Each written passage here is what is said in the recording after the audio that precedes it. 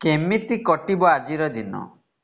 September 30 ତାରିଖ ମଙ୍ଗଳବାର। ଜାଣନ୍ତୁ କେଉଁ ରାଶି ପାଇଁ କେମିତି ରହିବ ଆଜିର ଦିନ। ଭିଡ଼ିଓଟି ଭଲ ଲାଗିଲେ ଲାଇକ୍ ସେୟାର ସବସ୍କ୍ରାଇବ୍ କରିବେ। ପାଖରେ ଥିବା ବେଲ୍ ଆଇକନ୍ ଦେବେ, ଅନ୍ ନୋଟିଫିକେସନ୍ ଅନ୍ କରିବେ, ଯାହାଫଳରେ ନୂଆ ନୂଆ ଭିଡ଼ିଓ ପାଇପାରିବେ। ପ୍ରଥମେ ଦେଖିବା ମେଷ ରାଶି ବ୍ୟକ୍ତିମାନଙ୍କ ପାଇଁ। ଗତକାଲିର ସ୍ଥିତି ବହୁଳାଂଶରେ ବଦଳି ଯାଇଥିବାରୁ ଆଜି ମାନସିକ ସୁସ୍ଥତା ଫେରି ପାଇବ। ନୂତନ ଯୋଜନା ଯାତ୍ରା, ବନ୍ଧୁଙ୍କ ସହ ଆଲୋଚନା ଓ କ୍ରୀଡ଼ା ପାଇଁ ପ୍ରତିକୂଳ ପରିସ୍ଥିତିର ଚାପ କମିପାରେ। ସମ୍ପର୍କୀୟ ଅଭିଯୋଗ ସକାଶେ ନିଜ ଲୋକଙ୍କୁ ଦାୟୀ କରିବେ। ଦ୍ୱିଜା ନକ୍ଷତ୍ର ଫେରନ୍ତା ବାଟରେ ମୂଲ୍ୟବାନ ଜିନିଷ କିଣିପାରନ୍ତି। ସେହିଭଳି ଦେଖିବା ବୃଷ ରାଶି ବ୍ୟକ୍ତିମାନଙ୍କ ପାଇଁ। ମୃଗଶିରା ଓ ନକ୍ଷତ୍ର ଆତ୍ମୀୟଙ୍କ ସାହାଯ୍ୟ ଲାଭ କରି କାମ ହାସଲ କରିବେ। କର୍ମକ୍ଷେତ୍ରରେ ଈର୍ଷାପରାୟଣ ବ୍ୟକ୍ତିଙ୍କ ବିରୁଦ୍ଧ ଆଚରଣ କଲେ ମଧ୍ୟ ଶେଷରେ ଆପଣଙ୍କ ପ୍ରତି ନରମ ମନୋଭାବ ପୋଷଣ କରିପାରନ୍ତି। ସରକାରୀ ଅନୁଦାନ ପାଇବା ସମ୍ଭାବନା ରହିଛି। ଆପଣଙ୍କ ନିଃସ୍ୱାର୍ଥପର ସେବା ମନୋଭାବରୁ ପଡ଼ୋଶୀଙ୍କ ସହ ସମ୍ପର୍କ ବୃଦ୍ଧି ପାଇବ। ସେହିଭଳି ଦେଖିବା ମିଥୁନ ରାଶି ବ୍ୟକ୍ତିମାନଙ୍କ ପାଇଁ। ଆଜି ପୁନର୍ବସ୍ଥା ନକ୍ଷତ୍ର ସ୍ୱାସ୍ଥ୍ୟର ଉନ୍ନତି, ଗୃହରେ ଶାନ୍ତି ଓ ବନ୍ଧୁ ମିଳନ ଜନିତ ମନ ଖୁସି ରହିବ। ମଙ୍ଗଳଙ୍କ ଅବସ୍ଥିତିରୁ ଜମିଜମା ଓ ବିବାଦର ସମାଧାନ, ବାଣିଜ୍ୟ ସମସ୍ୟା ଦେଖାଦେବ। ସଭା ସମିତି, ବନ୍ଧୁ ସମ୍ପର୍କ ଓ ପାରିବାରିକ ଦିଗରୁ ଅନୁକୂଳ ଫଳ ପାଇବେ। ପ୍ରେସ୍, ପବ୍ଲିକେସନ ଓ ସାହିତ୍ୟ ସାମ୍ବାଦିକତାର ପ୍ରତିବନ୍ଧକ ସମ୍ମୁଖ ହେବ। ସେହିଭଳି କର୍କଟ ରାଶି ବ୍ୟକ୍ତିମାନଙ୍କ ପାଇଁ। ଉନ୍ନତ ଚିନ୍ତା ଓ ଶୁଦ୍ଧ ଭାବନା ପାରିବାରିକ, ସାମାଜିକ ଓ କର୍ମକ୍ଷେତ୍ରକୁ ସରଳୀକୃତ କରିବ। ଆନୁଷ୍ଠାନିକ କାମରେ ପଦସ୍ଥ ବ୍ୟକ୍ତିଙ୍କ ସାନ୍ନିଧ୍ୟ ଭ୍ରମଣ ସୁଯୋଗ। ସତ୍ସଙ୍ଗରୁ ଖୁସି ହୋଇପାରନ୍ତି। ଅଶ୍ଳେଷା ନକ୍ଷତ୍ର ବନ୍ଧୁଙ୍କ ନିମନ୍ତ୍ରଣ ପାଇ ଦୂରଯାତ୍ରା କରିବାର ସୌଭାଗ୍ୟ ପ୍ରାପ୍ତ ହେବ। ପାରିବାରିକ ଅସ୍ଥିରତା ଓ ଅର୍ଥାଭାବ କାର୍ଯ୍ୟସୂଚୀରେ ବିଳମ୍ବରୁ ଚିନ୍ତିତ ରହିବେ। ସେହିଭଳି ଦେଖିବା ସିଂହ ରାଶି ବ୍ୟକ୍ତିମାନଙ୍କ ପାଇଁ। ଅସ୍ତୁତା ଜନିତ କେତେକ କାମ ଅଟକି ଯାଇପାରେ। ପୂର୍ବପେକ୍ଷା ଓ ପରିସ୍ଥିତି ଭଲ ହେଲେ ମଧ୍ୟ ପ୍ରତ୍ୟେକ କାମରେ ଅନ୍ତର୍ଦ୍ୱନ୍ଦ୍ୱ ଲାଗି ରହିବ। ଉତ୍ତରା ଫାଲ୍ଗୁନୀ ନକ୍ଷତ୍ରରେ ସଦାବେଳେ ହାତ ଖାଲି ରହିବାକୁ ମନ ସରସତା ରହିବ ନାହିଁ। ସଙ୍ଗୀତ, ଚଳଚ୍ଚିତ୍ର ତଥା ମନୋରଞ୍ଜନ କାର୍ଯ୍ୟକ୍ରମରେ ନିଜକୁ ନିୟୋଜିତ କରିପାରନ୍ତି। ସେହିଭଳି ଦେଖିବା କନ୍ୟା ରାଶି ବ୍ୟକ୍ତିମାନଙ୍କ ପାଇଁ। ବନ୍ଧୁଙ୍କ ଜରିଆରେ ସମସ୍ୟା ଓ ସମାଧାନର ପନ୍ଥା ଖୋଜିବାରେ ସଫଳ ହେବ। ପରିବାରରେ ଅର୍ଥ ଓ ସମ୍ପର୍କକୁ ନେଇ ଭାତୃ ବିବାଦ ଦେଖା ଦେଇପାରେ।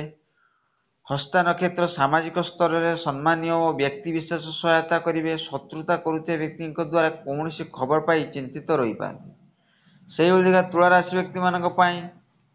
ସ୍ୱାସ୍ଥ୍ୟ ଓ ସମସ୍ୟା ନିୟନ୍ତ୍ରଣାଧୀନ ରହିବା ସହ ଆଜିର ପ୍ରତ୍ୟକ୍ଷ ଯାତ୍ରା ଶୁଭପ୍ରଦ ହେବ। କର୍ମକ୍ଷେତ୍ରରେ ଛୋଟ ଛୋଟ କାମ ହାତକୁ ନେଲେ ଦ୍ୱନ୍ଦ୍ୱରେ ପଡ଼ିପାରନ୍ତି। ଦୀର୍ଘଦିନ ହେଲା ବନ୍ଧୁଙ୍କ ପାଖରେ ରହିଥିବା ବକେୟା ଟଙ୍କା ପାଇଁ ସମସ୍ୟା ଉପୁଜିଥିବ। ସ୍ୱାତି ଓ ନକ୍ଷତ୍ର ବ୍ୟକ୍ତିଙ୍କ ନିକଟରୁ କୌଣସି ଶୁଭ ଖବର ପାଇ ଖୁସି ହୋଇପାରନ୍ତି। ସେହିଭଳି ବିଛା ରାଶି ବ୍ୟକ୍ତିମାନଙ୍କ ପାଇଁ। ବିଶେଷ ଅସୁବିଧା ନହେଲେ ମଧ୍ୟ ଶାରୀରିକ ଦୁର୍ବଳତା ହେତୁ କୌଣସି କାମ ସକାଶେ ମନ ଲାଗି ନପାରେ। ନିଜର ପ୍ରାଧାନ୍ୟ ରକ୍ଷା କରିବାର ଯାଇ ବନ୍ଧୁଙ୍କ ସହ ମତାନ୍ତର ଘଟିପାରେ। ଜ୍ୟେଷ୍ଠା ଓ ନକ୍ଷତ୍ର ପ୍ରତିଦ୍ୱନ୍ଦ୍ୱିତାରେ ବିଜୟୀ ଓ ପ୍ରତିଯୋଗିତାର ସଫଳତା ଯୋଗୁଁ ମନ ଖୁସି ରହିବ। ପ୍ରିୟଜନଙ୍କ ସାହାଯ୍ୟ ମୂଲ୍ୟବାନ ଦ୍ରବ୍ୟ ପାଇପାରନ୍ତି। ସେଭଳି ଧନୁରାଶି ବ୍ୟକ୍ତିମାନଙ୍କ ପାଇଁ। ଉତ୍ତରାଷାଢ଼ ନକ୍ଷତ୍ର ପ୍ରତ୍ୟେକ କ୍ଷେତ୍ରରେ ସମସ୍ୟାର ସମାଧାନ ସାହାଯ୍ୟ କରିବ। ଆଜି ଅର୍ଥଲାଭ, ସମ୍ମାନ ପ୍ରାପ୍ତି, କାର୍ଯ୍ୟସିଦ୍ଧି ହେବ। ମନ ମଧ୍ୟ ପ୍ରଫୁଲ୍ଲ ରହିବ। ଯେକୌଣସି କାମ ଆରମ୍ଭ ପୂର୍ବରୁ ସରଳ ଓ ବିଶ୍ୱାସ କରି ହଇରାଣ ପଡ଼ିପାରନ୍ତି। ଶାରୀରିକ ସୁସ୍ଥତା ଫେରି ପାଇବେ, କିନ୍ତୁ ବହୁ ହଇରାଣ ହେବାକୁ ପଡ଼ିପାରେ।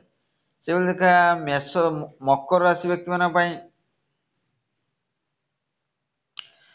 ଶ୍ରବଣ ଓ ନକ୍ଷତ୍ର ବିବାଦୀୟ ଘଟଣା ନିର୍ମାଣ ଓ ପରିବହନ କ୍ଷେତ୍ରକୁ ସନ୍ତୋଷ ଲାଭ କରିବେ। କେତେକ କାମ ସକାଶେ ଅନ୍ୟର ସାହାଯ୍ୟ ନେବାକୁ ବାଧ୍ୟ ହେବ। ଭୁଲ ବୁଝାମଣାରୁ ଦାମ୍ପତ୍ୟ ଜୀବନ ମତାନ୍ତର ସୂଚନା ରହିବ। ପରିବାର ଯେତେ ଭଲ କାମ କଲେ ମଧ୍ୟ ପ୍ରଶଂସା ବଦଳରେ ଅଭିଯୋଗ ପାଇବେ।